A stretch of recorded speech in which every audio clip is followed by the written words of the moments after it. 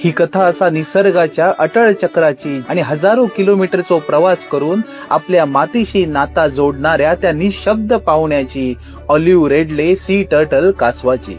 मादी कासवान घातलेल्या अंड्यांचा घार कुत्रे, कोल्हे आणि मानवापासून संरक्षण करण्यासाठी काही हात मदतीसाठी पुढे येतात.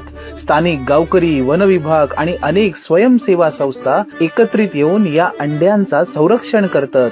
हॅचरीमध्ये अंडी सुरक्षित ठेवली जातात आणि जेव्हा त्या छोट्या पिल्लांचा जन्म होता तेव्हा प्रेमान आणि काळजीपूर्वक समुद्राच्या दिशान सोडली जातात. परंतु ही सुंदर प्रक्रिया अविरत चालू राखण्यासाठी आपण काळजी घेणं गरजेचं असा. जर समुद्र किनारे अस्वच्छ असतील तर मादी कासव परत निघान जाता. जणू ती सांगता, ह्यो प्रांत माझ्या पिल्लांसाठी सुरक्षित नाही. म्हणूनच कासवाच्या अस्तित्वासाठी आणि आपल्या सर्वांच्या हितासाठी आपण सतर्क राहावया.